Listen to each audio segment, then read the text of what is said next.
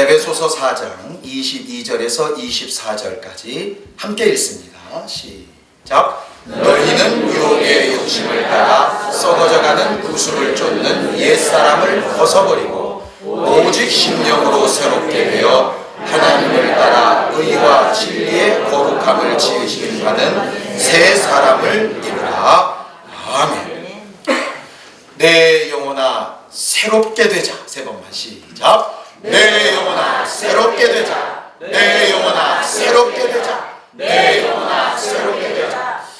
우리는 이번 성회를 통해서 마음을 새롭게, 영혼을 새롭게 하는 주제로 이렇게 말씀을 나누고 있습니다. 함께 여기 있는 주제를 해보죠. 마음을 새롭게, 영혼을 새롭게. 세 번만 시작. 마음을 새롭게, 영혼을 새롭게. 마음을 새롭게, 영혼을 새롭게. 마음을 새롭게, 영혼을 새롭게. 이번 성회를 통해서 우리 모두가 하나님 앞에 마음도 영혼도 삶도 환경도 새롭게 되어지는 신령한 기회가 되기를 예수님의 이름으로 축원합니다. 하나님은 우리와 교제하기를 원하시는 하나님이십니다. 그가 성경을 우리에게 주시고 예수를 주시고 성령을 보내시고 지금도 우리에게 말씀하시는 것은 나와 교제하자 하는 것입니다. 교제라고 하는 말은요, 여러분들이 잘 아는 것처럼 절대로 일방적이지 않습니다. 우리가 하나님에 대해서 오해하는 것 중에 가장 큰 것 중에 하나가 뭐냐면 하나님이 일방적이신 줄로 착각하는 것이에요. 물론 하나님의 뜻은 우리와 상의하시지 않습니다. 하나님의 계획은 우리와 상의하시지 않아요. 그러나 그 뜻과 계획을 이루어 가시는 과정은 우리를 절대로 무시하시지 않고 교제하여 함께 가기를 원하시는 것이 하나님이십니다. 모든 만물을 육체로만 지으시고 사람에게는 꼭 영을 부으셔서 영적 존재가 되게 하신 이유가 바로 그것 때문입니다. 적어도 하나님의 말을 알아듣고 자기가 영적 존재라는 것을 알고 또 하나님께서 그 영혼을 위하여 예비하신 그 신령하고 아름다운 것, 우리가 지금 육체로 봐서는 잘 이해할 수 없는 그것을 꿈꾸며 살 수 있게 하신 것은 그분이 우리와 교제하고 싶어 하시기 때문에 그렇습니다. 따라하죠. 하나님은 우리와 교제하고 싶어 하신다. 우리와 교제하고 싶어 하신다. 그렇죠. 요한복음에 보면 하나님께서 우리를 찾으실 때에 어떤 자들을 찾으신다 하느냐면 신령과 진정으로 예배하는 자들을 찾으신다 그렇게 말하죠.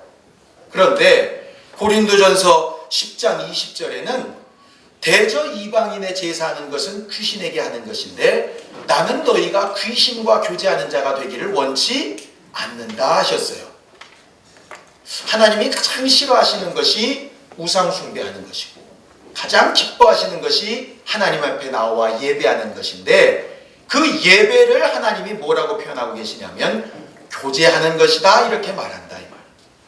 그래서 예배는 선포되는 말씀만 있는 것을 예배라고 하지 않습니다. 그건 교제가 아니니까요. 내가 하나님 앞에 드리는 기도가 있어야 되고 하나님이 선포하시는 말씀이 있어야 되고 내가 주께 드리는 헌물이 있어야 되고 그분이 우리에게 주시는 복이 있어야 되고 이렇게 쌍방간에 왔다 갔다 하는 것이 예배고 그게 하나님과의 관계라 이 말이에요. 우리는 본래 피조물이기 때문에 하나님께서 그런 지위를 우리에게 주실 필요가 없었습니다. 마치 토기장이가 진흙 한 덩어리로 토기를 만들어서 마음에 안 들면 팍 하고 깨버리듯이 언제든지 우리의 인생을 그냥 끝장내버리실 수 있다 이 말이에요. 간혹 아이들이 유치원에서 모래장난 할 때 보면 개미들이 이렇게 지나가는 거 보게 됩니다. 그럼 애들이 그 개미들과 놀거든요. 여기도 길을 막고 가다 갑자기 산을 이렇게 쌓아두고 개미 입장에서는 얼마나 황당하겠어요? 평탄한 길 가고 있는데 갑자기 앞에 산이 생기니까 그래가지고 한참을 돌다가 얘가 이제 지겨우면 그냥 가면 참 좋은데 성질 이상한 놈들은 발 뒤꿈치로 지그시 한번 누르고 가죠. 그럼 그냥 끝장난다 이 말이에요. 하나님 앞에 우리는 본래 그런 존재가 맞습니다. 그런데 그렇게 하지 아니하시고 우리를 대우하셔서 그의 말을 듣고 우리의 말을 들으시고 함께하게 하셨다 이 말이에요. 그러니 이미 하나님을 알고 신앙생활한다는 것 자체가 복이라고 하는 것을 우리는 좀 알 수 있었으면 정말 좋겠어요. 많은 사람들이 예수 믿으라 하면 왜 답답하고 싫은 것을 하게 하느냐고 말할지 모르겠습니다. 세상에 살다 보면은요, 세상에서 조금 유명한 사람 아는 것도 그렇게 자랑하고 싶어서 못 견뎌합니다. 어떤 분 봤습니다. 갑자기 탁 몇 시지? 청와대 마크가 찍혀 있더라고요. 갔다 왔다 이거죠. 좀 봐달라는 겁니다. 그냥 가죽에 동그란 시계 똑같습니다. 그런데 거기 청와대 마크 하나 찍혀 있다고 그걸 이렇게 위대하신 하나님이 우리를 창조하신 그분이 우리를 천국으로 끌고 가실 그분이 우리와 교제하게 해주시겠다 하는데 그게 부담스럽다 한다면 둘 중에 하나지요. 가치를 아예 모르든가 아니면 진짜 아무 생각이 없던가. 그런데 우리는 하나님 앞에 이렇게 나와서 예배하고 하나님을 찾고 하나님의 음성을 들으려고 하는 것은 그분과 교제하려고 하는 것입니다. 자, 따라합시다. 내 영혼아 하나님과 교제하자. 세 번만 시작. 내 영혼아 하나님과 교제하자. 내 영혼아 하나님과 교제하자. 내 영혼아 하나님과 교제하자. 하나님과 교제하기 위해서 필요한 것이 뭐냐 하면 어저께 들었던 말씀대로 옛사람을 벗어버려야 한다 이 말입니다. 그리고 새 사람을 입어야 한다 하는 것이에요. 성경 본문을 다시 읽습니다. 22절부터 24절까지 함께 읽겠습니다. 읽을 때에 23절을 빼고 읽으시기 바랍니다. 22절, 24절 함께 읽습니다. 시작. 너희는 유혹의 욕심을 따라 썩어져가는 구습을 쫓는 옛사람을 벗어버리고 하나님을 따라 의와 진리의 거룩함으로 진심을 받은 새 사람을 입으라 그러셨어요.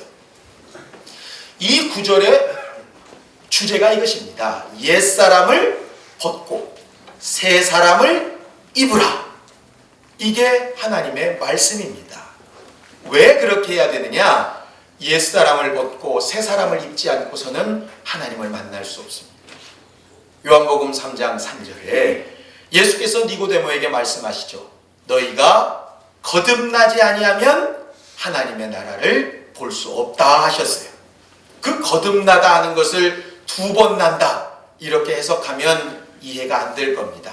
그런데 거기는 위에서 나다, 새롭게 되다, 옛것에서 새것으로 바뀌다 이런 뜻입니다. 우리가요 다들 어머니 뱃속에 이렇게 잉태될 때에는 전혀 지금의 모습과 다른 모습으로 잉태가 되었습니다. 아시죠? 다들 심각하게 쳐다보셔가지고 모르시는 것 같아서. 어머니 뱃속에 아이가 수정될 때에는 지금 모습과 전혀 다릅니다. 그런데 그 아이가 이제 쑥 나올 때는 처음 모습과는 다른 새 모습으로 이렇게 나오지요. 자, 새로 탁 태어난 그 아이가 너무 이쁩니다. 입술이 시크한 미소가 지어지는 분들은 전부 다 지금 자기 새끼들 생각하는 거예요.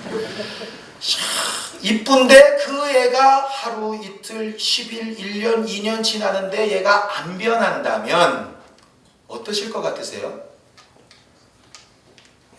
태어나서 1년이 됐는데 키가 30cm고 10살이 됐는데도 엄마 찌찌 이러고 다니면 이건 좀 곤란하지 않겠습니까? 새롭게 계속 변화되는 사람으로 하나님께서 지어놓으셨어요. 성장하는 사람으로 지어놓으셨다.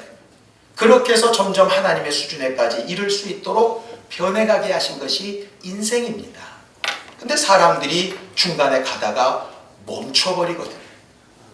멈추면 그때부터 끝나는 것입니다.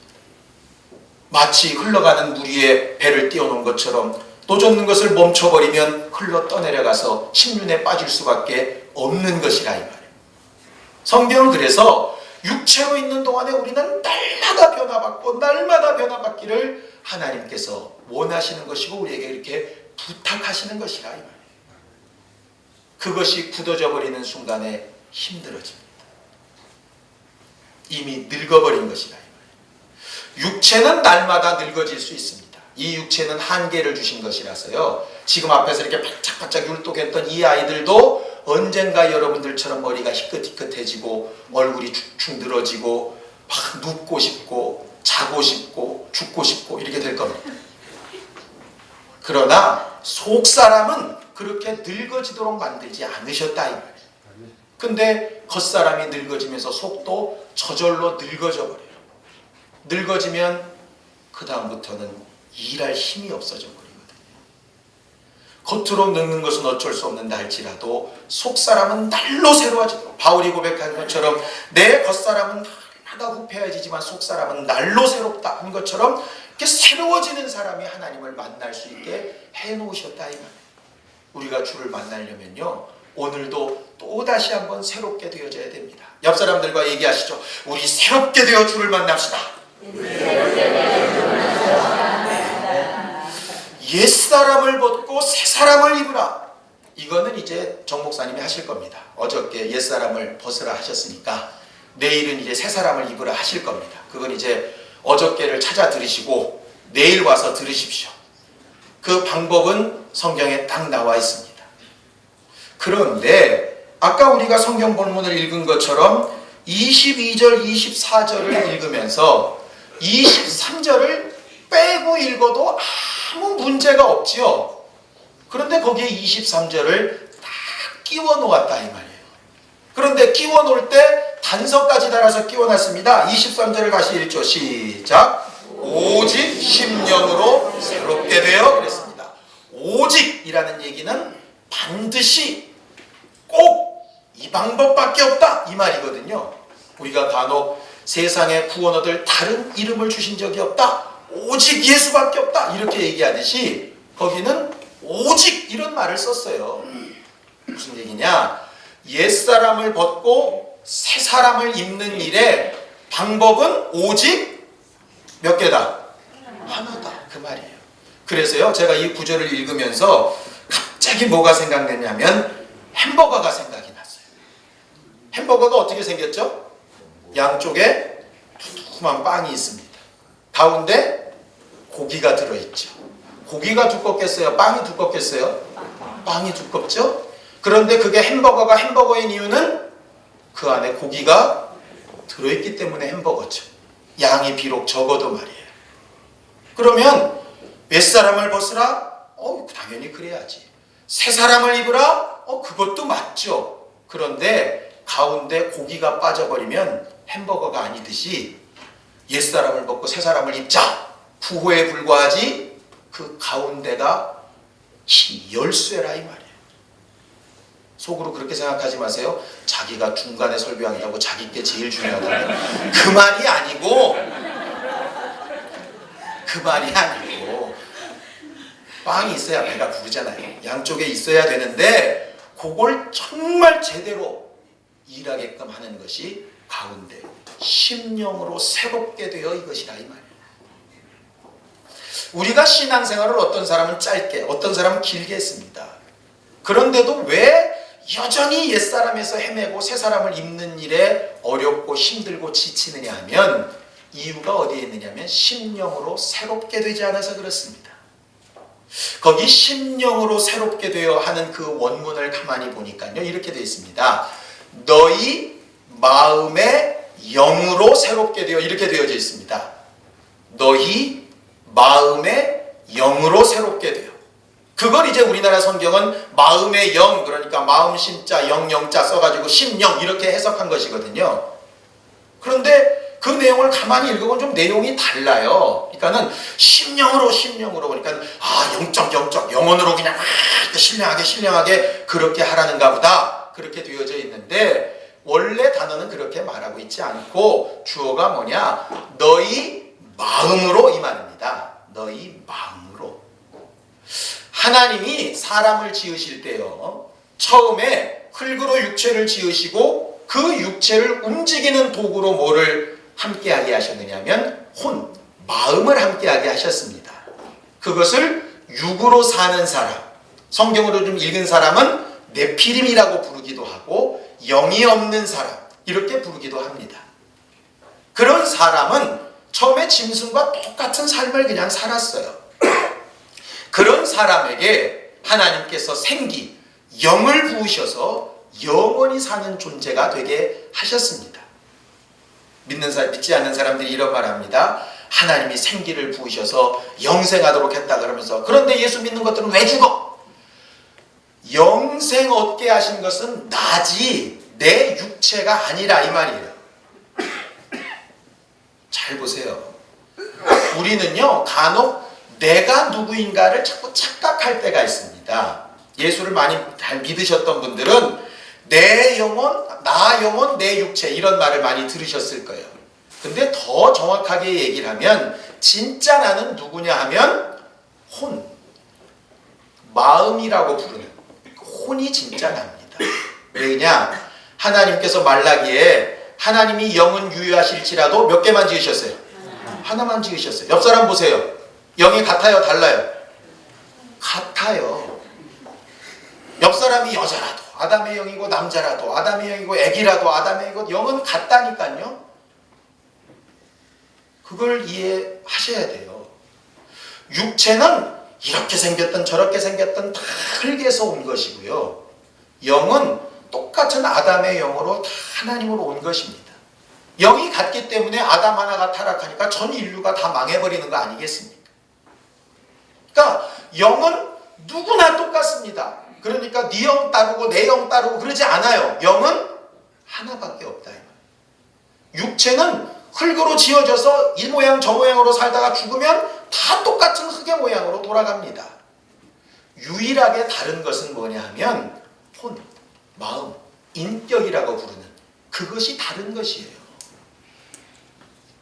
우리들은 그걸 굉장히 잘 압니다. 예를 들어서 아이가 엄마 뱃속에서 태어나면서부터 젖을 먹고 이유식을 먹고 밥을 먹으면 막 쑥쑥 큽니다. 그죠? 그 아이들 다 쑥쑥 컸다고 야 정말 잘 자랐다 학교 다닐 필요 없다 할 부모 아무도 없습니다. 왜? 밥 많이 먹는다고 인격이 자라지는 않거든요.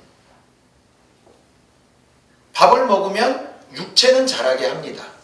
그런데 공부하지 않으면 인격이 안 자랍니다. 거꾸로도 마찬가지입니다. 나는 공부를 너무 열심히 했더니 배 안 고파 안 먹어도 살 것 같아. 거짓말입니다. 아무리 공부를 많이 해도 밥은 먹어야 육체가 삽니다. 똑같이 영은 하나님의 말씀을 먹어야 삽니다.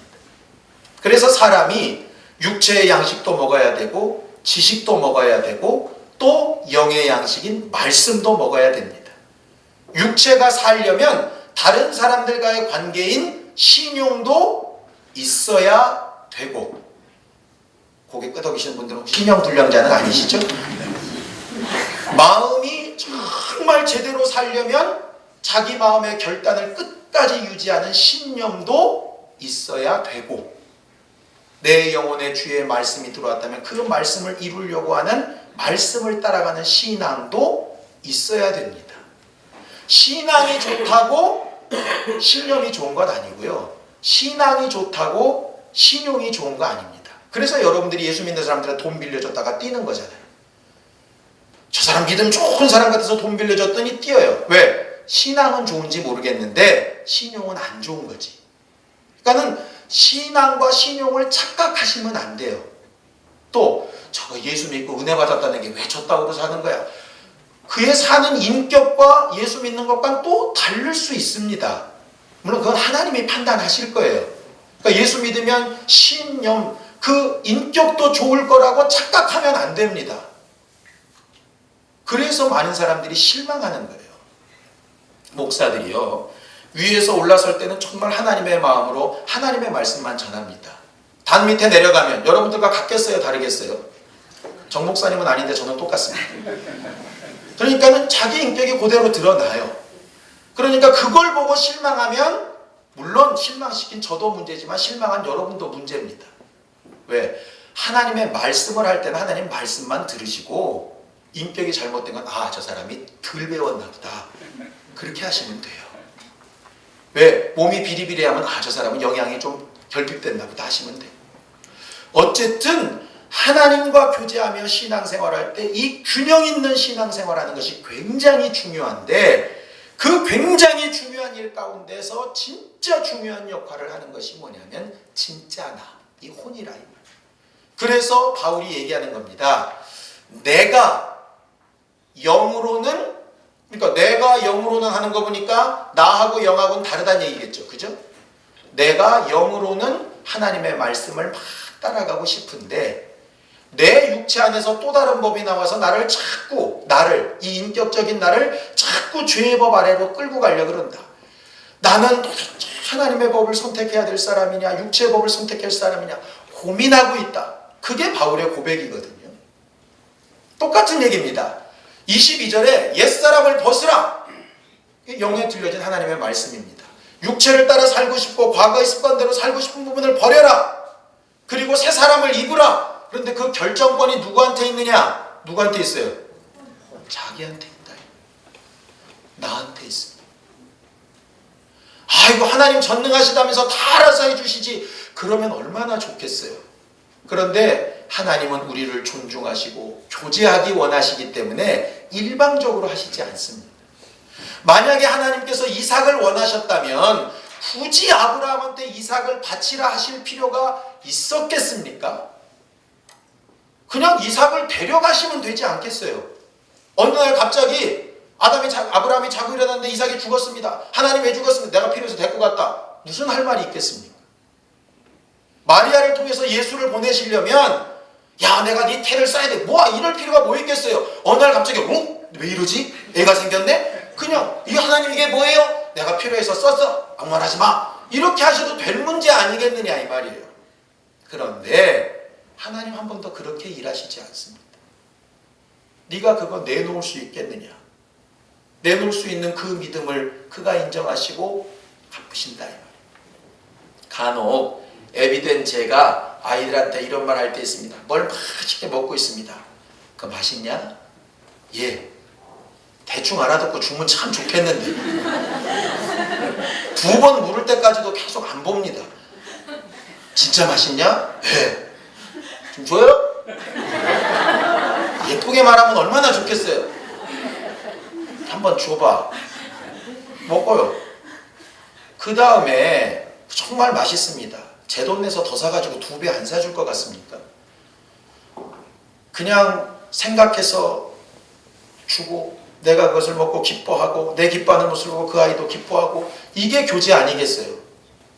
난 돈 많으면서 왜 내 걸 뺏어 먹고 그래? 이러기 시작하면 이거 굉장히 이상한 관계가 되지 않겠습니까? 성경은요 우리의 마음이 하나님에 대한 오해도 고치고 하나님의 대한 생각도 계속 새롭게 바꾸라고 말하고 있습니다. 어제 말씀하신 대로 옛사람에는요 꼭 믿지 않는 불신자만의 생각을 얘기하는 거 아닙니다. 예수님 살아생전 계실 때에 바리새인과 서기관들 하나님 믿는 사람이었습니까? 아니었습니까? 잘 모르십니까? 믿는 사람이었죠. 믿어도 보통 믿는 사람들이 아니었습니다.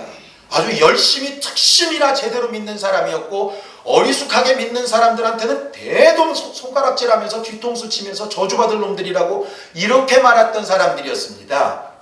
그런데 예수께서 그들에게 막 책망하신 이유가 뭐냐면 강팍하다는 것이었거든요. 마음의 변화가 없다는 것이었어요. 무슨 얘기냐? 율법으로 하나님을 알고 안 됐어요. 그 다음에 하나님께서 율법 대신에 예수를 줬습니다. 그러면 마음을 새롭게 해서 율법으로 말했던 그분이 이분이시구나 이렇게 발견해서 변해야 되는데 안 변한다 이 말이에요. 안 변해요. 아이들이 유치원 다니다가 학교 들어갈 때 되면 울까요 안 울까요? 특별한 애들 빼곤 다 웁니다. 유치원을 떠나기 싫고 그 친구들 떠나기 싫어서 웁니다. 그게 안쓰러워가지고 그대로 있어라 하는 부모 없습니다. 왜? 잡아다가 옮겨 놓으면 일주일만 지나고 있어. 또 여기서 친구 찾아가지고 펄펄 뛰어댕깁니다. 그런데 애들은 그게 잘 되는데요. 어른들은 그게 잘 안 되더라고. 옛날 큰 교회에 있을 때도 그랬습니다. 이쪽 예배당 이쪽 예배당 옮겼습니다. 맨날 그쪽 예배당 그리워합니다. 고향도 아닌데. 참 이해가 안 돼요. 그러니까 젊고 잘 변하고 잘 적응하는 사람은 어디 가서라도 잘 신앙생활을 합니다. 그런데 그렇지 않은 사람은 옛것을 안 버리는 거예요. 자꾸 애굽 그리워하듯이 그때가 좋았다. 자꾸 이래가면서 가는 거예요. 어떻게 보면 저 사람 지조있네. 글쎄요. 지조인 건 잘 모르겠습니다. 그런데 그것이 정말 생명에 관련되지 않는 일이고 생명에서 벗어나는 일이라 그러면 여러분들 어떡하겠느냐. 예수 믿지 않는 사람들에게 전도하면 제일 먼저 탁 부담을 느낍니다. 왜? 안 믿어봤으니까. 그렇죠. 여러분들도 전도해봐서 아시지 않습니까? 불신자 사후의 존재, 귀신 얘기하면 벌써 딱 부담감 오지 않습니까? 그렇게 생각 안 해봤으니까.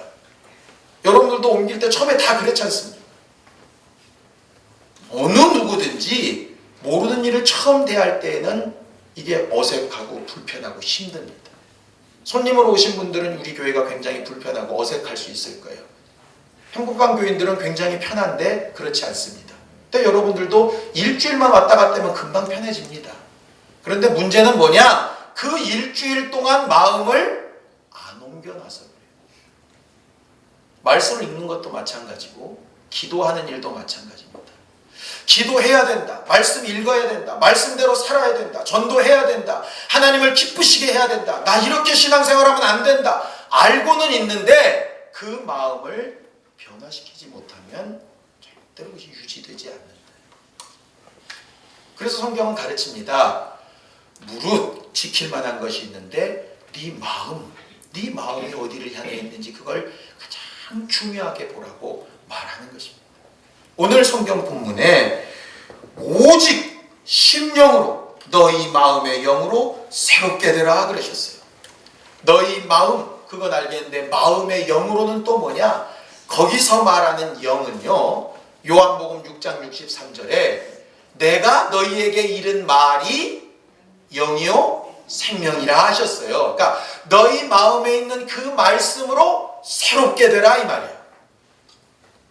이스라엘 민족이 애굽에서는 모닥불가에서 고기도 구워 먹고 잘 먹었습니다. 광야로 나왔습니다. 먹는 게 달라지고 사는 방식이 달라졌죠. 그럼 거기로 맞춰야 한다 이 말이에요. 바꾼 사람들은 계속 나가서 만나를 잘 얻습니다. 그런데 바꾼 방식에 익숙하지 않으면 어렵다 이 말이에요. 우리의 신앙생활은요, 계속해서 하나님이 원하시는 방식에, 하나님이 기뻐하시는 방식에 맞춰가고 변화되어져 가야 좋은 겁니다. 우리가 애시당초 하나님을 만날 때 완전한 존재였다면 변화될 필요가 없을 거예요. 그런데 우리는 하나님을 만날 때 완전한 존재가 아니었거든요. 내가 하나님을 말씀을 아는 분량이 한계가 있고 하나님의 말씀에 순종하는 분량에 한계가 있었습니다. 그런데 그것을 계속 고집하고 있다면 더 이상의 발전이나 하나님을 가까이 하는 일은 없지 않겠습니까? 그래서 정말 신앙생활 할 때 제일 중요한 것 중에 하나가 뭐냐면 두려움을 이기는 것이에요. 성경에 왜 두려움에는 형벌이 있다 하셨느냐면 두려우면 변할 수 없습니다. 자기 습성으로 돌아가게 돼요. 자기 익숙한 쪽으로 돌아가게 됩니다. 그러면 절대로 안 맞게 되어져 있어요. 마음과 생각이 어떻게 달라져야 하나님 앞에 정말 제대로 신앙생활을 할 수 있는가? 성경은 몇 군데에서 얘기를 합니다. 제일 먼저는요, 우리 마음은 이게 상처받기가 굉장히 쉽기 때문에요. 정말 이 마음에 상처 안 받으려고 여러분들 스스로 부단히 노력하셔야 돼요. 그거는 굉장히 중요한 문제 중에 하나입니다. 무슨 얘기냐? 출애굽기에 보면요, 모세가 하나님의 말씀을 듣고 백성들에게 갑니다. 왜 갔느냐? 백성들이 못 살겠다고, 힘들다고, 죽겠다고 하나님 앞에 막 기도한 소리가 하나님 앞에 들렸습니다. 그래서 하나님께서 모세를 그 응답으로 보내셨어요. 그러면 모세가 와서 하나님이 너희를 구원하려고 하신다. 그러면 기뻤어야 될까요? 슬펐어야 될까요? 기도했으니까. 그런데 성경은 뭐라고 기록하고 있느냐? 그들이 기도하다가 마음이 상해서 모세의 말을 듣지 아니하더라 이렇게 돼 있어요. 여러분들 그런 경험 해보셨을걸요? 마음이 딱 상하면은요 절대로 누구의 말도 안 들어옵니다. 정말 사랑하는 자식이라도 자식한테 서운한 일이 딱 생겼어요. 엄마 있잖아 이러는데 그 말이 안 들어옵니다. 뭐? 왜? 이렇게 나갑니다. 마음이 상했다 이거지. 내가 남편도 마찬가지고 하나님의 말씀도 마찬가지고. 초대교회에 예수님의 제자들이 가난한 자들을 막 구제합니다. 구제하는데 구제하다 보니까 물질이 모자라니까 유대파 과부들을 먼저 많이 주고 헬라파 과부들을 나중에 주다 보니까 모자랐어요. 그러니까 헬라파 과부들이 마음이 상했겠죠.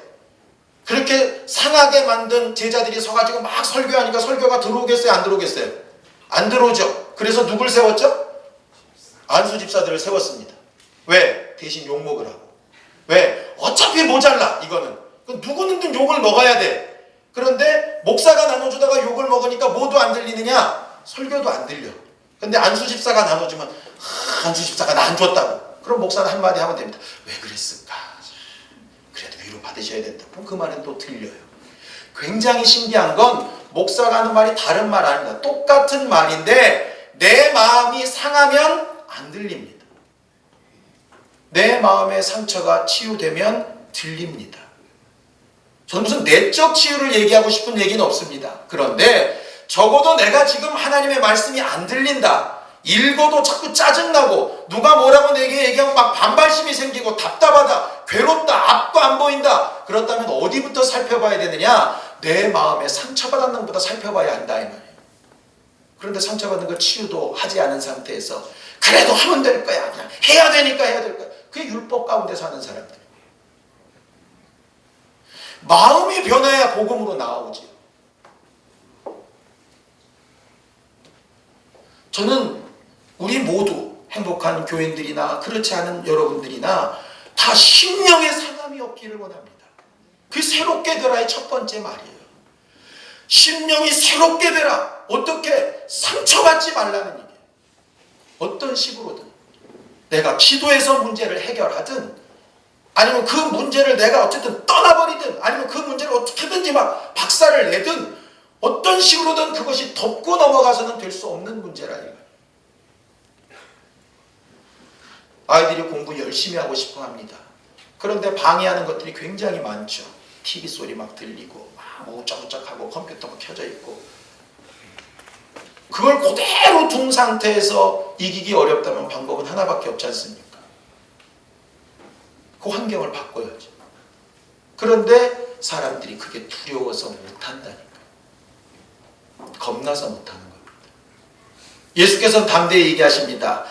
성전 예배도 제대로 되어지지 않고 굳이 그 성전에서 돈이나 바꾸고 짐승이나 파는 그런 성전이라도 그게 없으면 하나님 앞에 큰일 날까 봐서 거기 매달려가지고 막 있는 자들에게 단 한마디로 얘기하십니다. 뭐라 그러시죠? 이 성전 헐어버려라.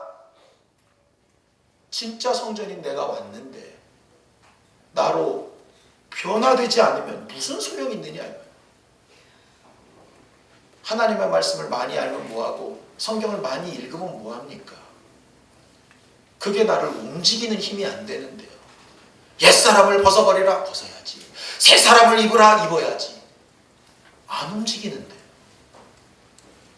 마음이 안 움직이는데 어떻게 하겠습니까? 여기 오시지 않은 분들 중에도 간혹 이런 말 합니다. 저한테 간혹 문자 옵니다. 목사님 가려고 그랬는데 못 갔습니다. 예, 괜찮습니다. 말은 그렇게 합니다. 근데 말을 그렇습니다. 마음은 원이었는데요.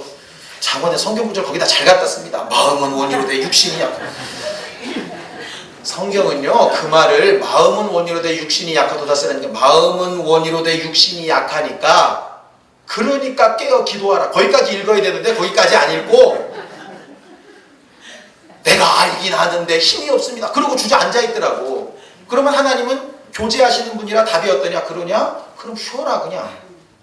어떡하겠냐? 할 수 없지. 그걸 잡아서 멱살 끌고 끌어당기시지 않는다 이 말이에요. 어떤 자를 쓰시느냐? 그래도 살고 움직여보려고 발에 힘을 주고 뒤뚱거려서라도 해보려고 하는 자를 도우시지 그렇지 않은 자는 안 하신다 이 말이에요. 마음이 다른 사람은 결과가 분명히 다릅니다. 이스라엘 백성이 애굽에서 탈출할 때 장정만 80만이 넘게 나왔어요. 60만이 넘게 나왔어요. 그 전체적으로 하면 200만이 됐다 그럽니다. 근데 그 중에 가나안 땅에 들어간 사람이 단 2사람입니다. 여호수아랑 갈렙이죠. 그때 신명기에 뭐라고 얘기하시느냐? 갈렙은 그들과 마음이 달라서 이렇게 설명하고 있습니다. 갈렙은 그들과 마음이 달라서 그들과 똑같은 걸 봤습니다. 안악자손같이 정말 대단한 민족도 봤고 그 땅이 얼마나 대단한지도 봤고 그 전쟁에서 우리 힘으로 도무지 안 된다는 것도 봤고 실제로 그 전쟁을 하려면 얼마나 두렵고 떨리는지도 봤습니다. 야, 이 정도면 차라리 그냥 광야에 있는 게 더 나을 수도 있겠다. 이런 생각이 들 만한 똑같은 상황을 봤습니다. 그런데 뭐가 달랐다고요? 마음이 달랐다. 그러나 하나님이 주신다 하셨으니까 그게 마음의 영으로 그 말입니다. 그 마음을 영으로 영이신 그 하나님의 말씀으로 바꾸라는 거예요. 그 바꾸는 동기는 누구한테 있냐면 내게 있다 하는 거죠. 내게. 자꾸 모든 문제를 하나님 앞에 떠넘기지 말기를 바랍니다. 기도해야 되겠다. 진짜 결심하고 기도하기를 시작해야 되는 사람은 누구냐면 납니다. 전도해야 되겠다. 전도하기를 시작하고 얼굴이 빨개지고 다른 사람들이 손가락질해도 손을 내밀고 입을 열어서 예수 믿어야 구원 받습니다. 말하기 시작해야 되는 건 납니다. 그래야 성령이 도우십니다. 많은 사람들이 성경을 착각합니다. 네가 사람 앞에 설 때에 무슨 말 하는지 근심하지 말아라. 그 입에 할 말을 내가 주겠다. 전제 조건이 있어요. 무엇인가 말하려고 사람들 앞에 설 때에 그리고 말하기 시작하면 그러면 내가 말하게 하겠다는 겁니다. 서가지고 말하게 해보세요. 안 된다고요. 불가능하다 이 말입니다. 모세가요 홍해바다 앞에서 하나님 앞에 막 기도합니다. 앞에는 홍해바다고 양쪽은 절벽이고 뒤쪽은 애국 군대가 쫓아옵니다. 도무지 자기가 방법이 없어서 하나님 앞에 막 몸부림쳐 기도합니다. 하나님께서 뭐라 그러시냐면 넌 왜 나한테 부르짖고만 앉아있느냐 이렇게 되어져 있습니다. 무슨 얘기인지 아세요? 기도했다면 그 다음에는 움직여야지. 제일 답답한 사람이 뭔지 압니까? 찾아옵니다. 목사님, 시골에 계신 우리 부모님 예수 믿게 기도해 주세요. 기도해 줍니다. 해주는데 그래서 그렇게 기도하시고 어떻게 하셨어요? 그냥 기도하고 있어요. 아니 그러니까 기도하고 어떻게 하셨냐고. 아니 그냥 기도하고 있대. 아니 기도했으면 가서 복음을 전하든지 아니면 전화를 하든지 그도 안 되면 손편지를 쓰든지 아니 뭘 해야 될 거 아니겠어요. 그죠? 그런데 기도만 하고 앉아 있어요. 하나님 내가 마음에 품고요. 10년 동안 기도하고 있대. 아니 글쎄 저는 하나님이 하시는 말씀을 그 사람이 들을 수 있다면 모세에게 하셨던 그 말씀을 들을 것 같아요. 너 왜 기도만 하고 앉아있냐? 기도한 거 내가 들었으니까 이제 손을 내밀고 지팡이를 내밀고 제사장들을 들여보내고 그 다음에 뭐가 있어야지. 그래야 그가 도우시지 않겠어요. 근데 사람들이 말은 이렇게 합니다. 감나무 밑에서 입 벌리고 있으면 얼굴만 지저분해진다고. 말은 그렇게 하면서 신앙생활을 꼭 그렇게 하려고 하더라 이 말. 답답해요. 힘들어요. 죽겠어요. 괴로워요. 그런데 바꾸려고 안 해요. 괴롭고 힘들고 답답하면 바꿔야지. 옷은 잘 바꿉디다. 살이 쪄가지고 숨쉬기가 힘들어. 그럼 옷을 바꾸더라고. 옷에다 몸을 맞추면 얼마나 좋겠어요. 그런데 꼭 몸에다 옷을 맞춰가지고 새로 사요 하나를 이렇게. 그런 건 잘 바꾸면서 신앙생활은 왜 하나님 앞에 더 가까이 더 좋게 더 제대로 가려고 하는 일에 멈추려고 하느냐. 마음을 새롭게 해서 변화받지 않고서는 불가능합니다. 자, 로마서 12장 2절을 좀 함께 읽겠습니다. 로마서 12장 2절.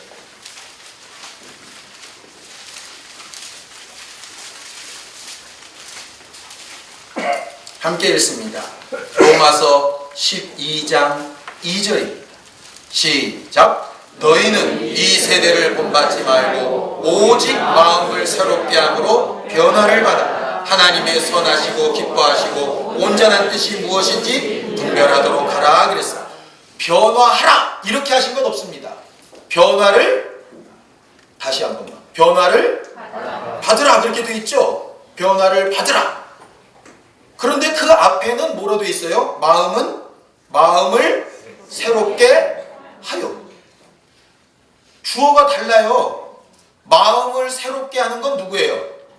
나죠. 변화를 받게 하시는 건 누구예요? 하나님이죠. 네가 마음을 새롭게 하면 하나님이 변화시켜 주시고 이 얘기예요. 그런데 자꾸 변화를 받으라, 심령을 새롭게 하심이 되어 이러니까 자꾸 수동태 같으니까 가만히 있으면 하나님께서 나를 바꾸실 줄 알고 착각하면 곤란합니다. 하나님 그렇게 일 안 하신다. 그러셨다면 예수께서 이렇게 하실 필요가 없죠. 자, 누가복음 9장 51절입니다. 누가복음 9장 51절입니다.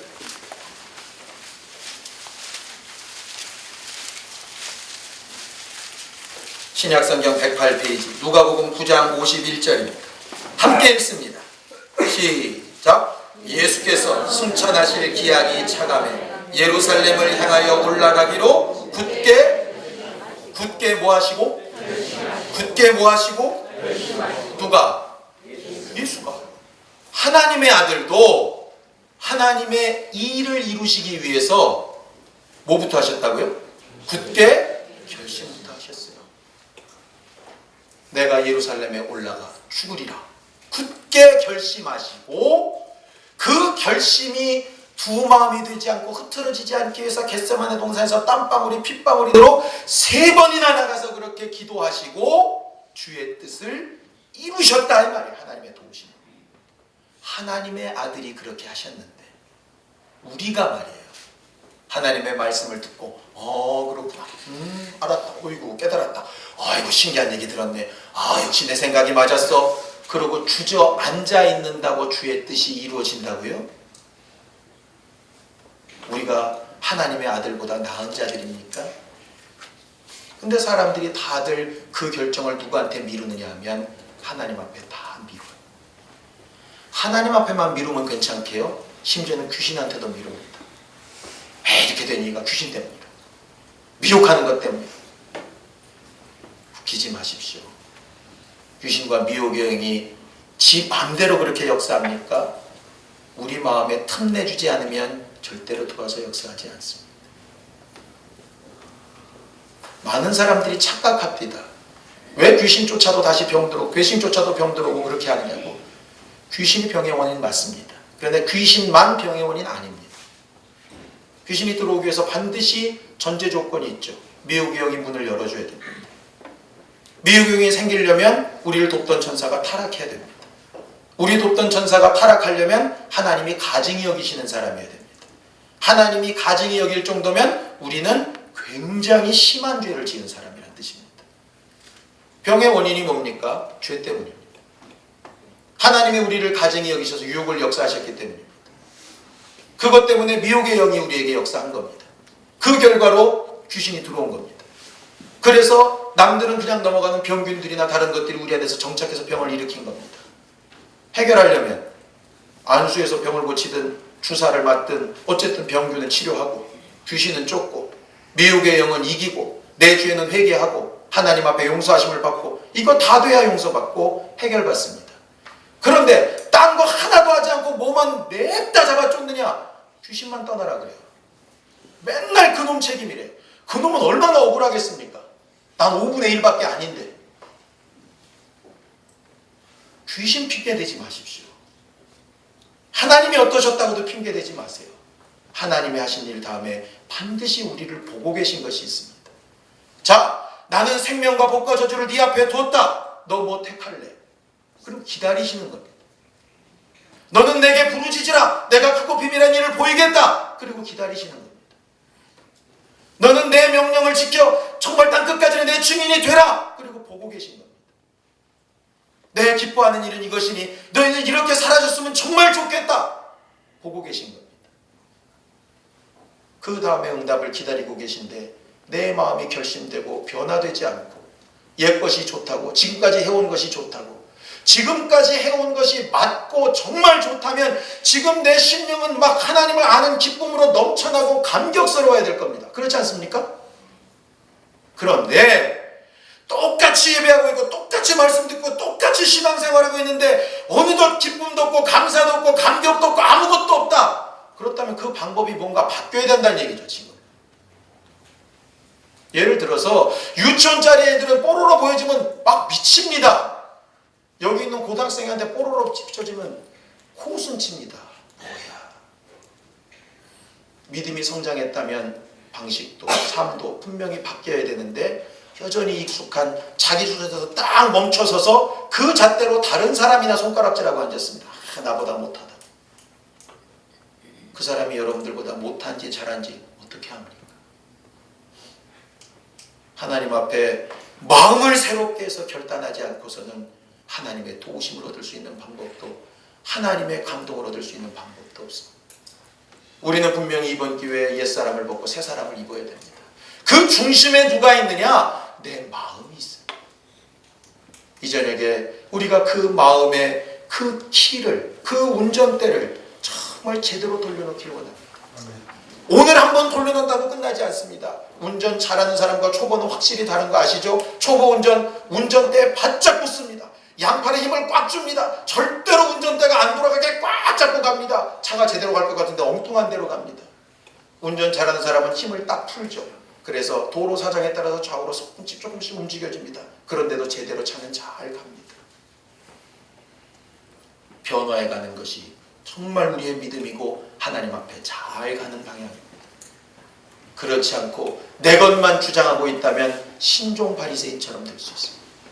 하나님께서 기뻐하시는 것은 정말 고지식하게 꽉 막혀서 정말 죽어가면서도 어쩔 수 없다 하는 것이 아니라 정말 하나님이 인도하시고 도우시는 것을 날마다 드리며 쫓아갈 수 있는 그렇게 새롭고 산 영적 예배를 드리는 사람들이 신령한 영적 생활에 성공하는 사람들입니다. 내 마음을 새롭게 하여 정말 하나님 기뻐하시는 영적 생활을 할 수 있게 도와달라고 예수여 두 번 부르고 간절히 같이 기도하겠습니다. 예수! 예수! 거룩하신 하나님 아버지, 하나님께서 말씀하신 대로 우리 안에 새 마음을 주시옵소서. 굳어지고 정말 깜박한 마음들을 제하여 부드럽게 하사 하나님의 말씀을 제대로 알아듣고 하나님이 원하시는 방향을 제대로 보고 성령께서 세밀한 음성으로 감동하시는 것을 제대로 느끼고 주와 함께하는 기쁨으로 행복한 신앙생활을 할 수 있는 우리 모두가 되게 도우시고 인도하여 주시옵소서. 과거 바리새인들이나 서기관들도 나름 열심히 제 기준대로 최고의 영적 생활을 하였으나 하나님 보실 때 굳어진 마음 가지고는 도무지 예수 앞에 나올 수도, 성령의 감동도, 하나님이 지금 가르치시는 방향도 볼 길이 없어 결국 자기 수준에서 멈추고 남들과 비교만 하다 끝나는 인생으로 끝났던 것을 알고 있사오니 우리는 그렇게 미련한 신앙생활 하지 않게 하여 주시옵시고 오늘 나는 하나님 앞에 옛사람을 벗고 새사람을 입기 위하여 어떻게 주의 말씀으로 내 마음을 변화시켰는지 또 돌아보고 또 돌아보아서 하나님, 정말 하나님께서 말씀을 우리에게 주신 것은 그 말씀을 준행하나 그렇지 아니하나 우리 마음을 알아보려고 주셨다 하신 말씀과 같이 오늘도 우리의 마음을 보실 때 너는 새 마음으로 나를 쫓는 자다 인정하시고 기뻐하시고 우리를 위하여 축복하시고 함께 하시는 거룩한 교제가 있는 신앙생활을 할 수 있는 우리 모두가 다 되게 도와주시옵소서. 다 각각 처한 상황이나 환경이나 형편이 다를지라도 모든 상황 속에서 저들의 마음이 확정되어 정말 하나님 주시는 새 마음, 정말 하나님 말씀으로 저들의 마음을 새롭게 변화되기를 사모하여 움직이기 시작하고 말하기 시작하고 행동하기 시작하고 결심하기 시작할 때에 하나님께서 저들을 도우시고 후원하여 주사 받은 상처들을 치료하여 주시옵시고 하나님께서 주시는 생명으로 충만케 되어지게 역사하여 주시옵소서. 묵은 기도들도 응답되게 하여 주시옵시고 하나님으로 일하시게 하는 사람들이 되게 도와주시옵소서. 예수님의 이름으로 축복하며 기도하였습니다. 이제는 우리 주 예수 그리스도의 은혜와 하나님 아버지의 극진하신 사랑과 성령님의 감동하시고 역사하시는 분명한 증거가 마음을 영으로 새롭게 하기를 원하며 결심하여 움직이기 시작하는 모든 주 예수의 사람들과 그 가정들 위해 이제로부터 영원까지 함께 있을지어다. 아멘.